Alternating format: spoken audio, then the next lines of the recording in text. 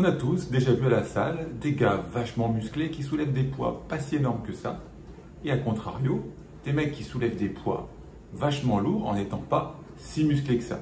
Une autre façon de le dire, il y a parfois une différence entre la masse musculaire que l'on peut voir et la force que l'on peut produire, et à partir de ce constat-là, il n'y a qu'un pas à faire pour se poser la question suivante: est-ce que finalement pour soulever lourd, on a besoin d'être si musclé que ça? C'est la question que vient de se poser une équipe de chercheurs grecs, tout récemment en 2024. Ils ont pris 11 powerlifters de compétition, 8 hommes et 3 femmes. Pour les hommes, moyenne d'âge 32 ans, avec des niveaux de force conséquents, c'est-à-dire avec des performances moyennes au squat de 250 kg, au développé couché de 156 kg et au soulevé de terre de 267 kg. Et sur l'effectif de 11 compétiteurs, il y avait 3 compétitrices, moyenne d'âge 33 ans, avec des performances moyennes au squat de 132 kg, au développé couché de 68 kg et au soulevé de terre de 136 kg. Alors, elle n'est pas belle cette étude, ça vous change des études où ils ont recruté des petits schtroumpfs. Les sportifs ont été suivis sur les 12 dernières semaines qui amenaient au championnat national de powerlifting. Bien sûr, les plans d'entraînement étaient les plans normaux suivis par les sportifs et donnés par leur coach. Les chercheurs ne sont évidemment pas intervenus à ce sujet-là. D'autre part, il faut que vous sachiez que la fédération en question était l'IPL et la catégorie était la catégorie RAW. Les chercheurs ont mesuré plein de trucs. Pour simplifier, je vais retenir l'estimation de la masse musculaire via la masse maigre et bien sûr les performances de force sur les 3 mouvements, le développé couché, le squat et le soulevé de terre. Rappelons-nous que le sujet de cette vidéo, c'est: est-ce qu'il y a une relation aussi forte entre l'évolution de la masse maigre et la performance de force? Et bien c'est pour ça qu'on a retenu ces indicateurs-là dans cette étude.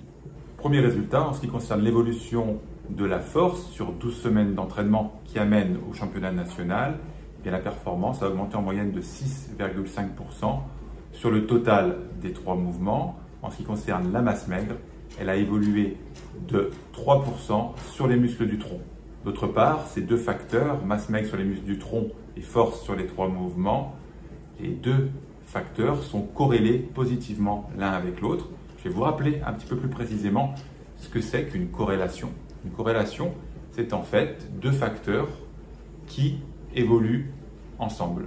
Dans mon exemple, il y a une évolution positive entre la masse maigre sur les muscles du tronc et la force sur les 3 mouvements du powerlifting. Mais il faut aussi que vous compreniez la différence entre une corrélation et une causalité. Je vais vous prendre un exemple un peu marrant. Imaginez-vous qu'il y a une corrélation positive entre la fréquence d'utilisation de la magnésie à la salle et votre force maximale au squat. Oui, il y a une corrélation positive.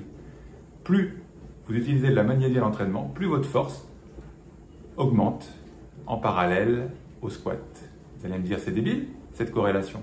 Ben ouais, il y a un lien entre deux facteurs, entre deux variables, mais ce lien n'implique pas de lien de causalité directe. En fait, l'explication de cet exemple un peu rigolo, c'est que plus vous utilisez de la magnésie à l'entraînement, plus ça veut dire 2 choses. Ça veut dire sûrement que vous êtes un pratiquant sérieux qui s'entraîne de plus en plus en musculation. Donc sérieux plus fréquence qui augmente égale gain en musculation, et que ça peut se répercuter sur votre gain en squat, mais il n'y a pas de causalité entre la magnésie sur les mains et la force en squat. Prenons un exemple plus sérieux de corrélation qui peut impliquer une causalité. Eh bien, l'été, plus les températures augmentent, plus il y a une corrélation entre la consommation de glace au chocolat. Donc là, il y a une corrélation très forte entre les deux variables, et aussi une relation de causalité. On comprend bien que l'été, plus il fait chaud, plus on a envie de bouffer de la glace. Donc voilà, c'est important que vous compreniez la différence entre corrélation et causalité. Avant d'aller plus loin, quelles sont les limites de cette étude? La première limite, c'est bien sûr l'effectif.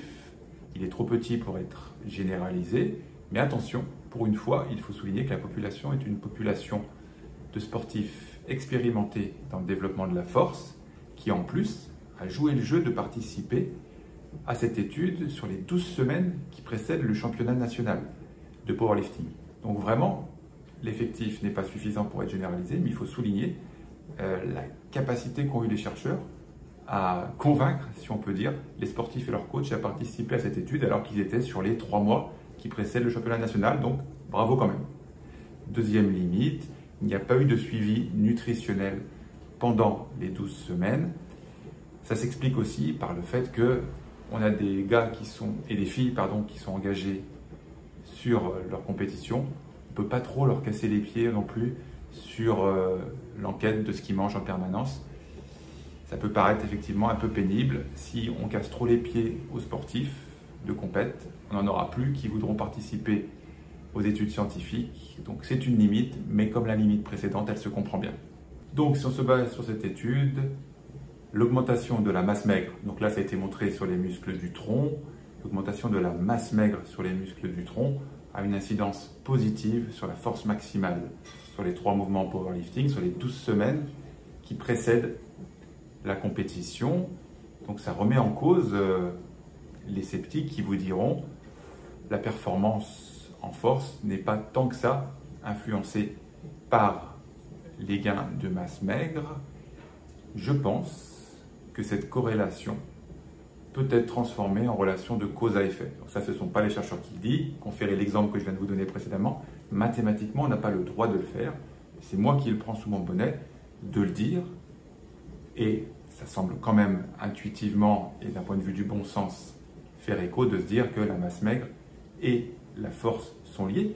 Ça semble bête à dire comme ça, mais en fait, même quand elle augmente tardivement sur les 3 derniers mois qui précèdent la compétition, eh ben, ça peut avoir une relation sur la force maximale. Et ça, ce n'était pas si évident que ça. On pourrait très bien se dire que les 12 semaines qui précèdent la compète, ce n'est pas la masse maigre qui va évoluer positivement avec la prise de force, ce sont les facteurs nerveux. Peut-être qu'il joue, en tout cas, la masse maigre a son importance. En tout cas, cette étude nous donne des pistes à ce niveau-là. Il faudra bien sûr creuser encore avec d'autres études, mais je trouve ça vachement encourageant. Mais par contre, il y a quelque chose qui a dû vous alerter, c'est qu'en powerlifting, comme dans plein de sports, il y a des catégories de poids. Donc l'augmentation de la masse maigre, c'est gentil, c'est joli, c'est mignon, mais il y a des catégories de poids. Donc si on prend trop de muscles, qu'est-ce qui se passe? On risque à un moment donné de changer de catégorie de poids. Et changer de catégorie de poids veut dire difficulté accrue. Donc, les sportifs sont toujours confrontés à cette réalité de force relative, c'est-à-dire de force par unité de poids. Il faut qu'ils soient le plus fort possible à l'intérieur d'une catégorie de poids. Alors, on a toujours la possibilité de changer de catégorie de poids, mais ce n'est pas si évident que ça de garder son niveau de performance en passant dans la catégorie de poids supérieure. Tout ça nous amène au sujet de la diététique. Et oui, pour pouvoir rester dans sa catégorie de poids, eh ben, il faut avoir l'alimentation la plus adaptée possible pour être à la fois le plus musclé possible, le moins gras possible, tout en restant dans des critères de santé acceptables. Et ça, moi, je vous conseille de vous tourner vers un diététicien diplômé d'État qui va vous aider à l'approche des compétitions et peut-être même sur toute la saison à maîtriser ces problématiques pour pas que vous vous retrouviez à faire n'importe quoi au risque de détériorer votre santé à l'approche des compétitions pour maigrir d'un coup et rester dans sa catégorie de poids. Tournez-vous vers des professionnels spécialisés dans la diététique. Les diététiciens diplômés d'État sont là pour ça. Choisissez-en un qui a une spécialité forte dans le sport et la musculation.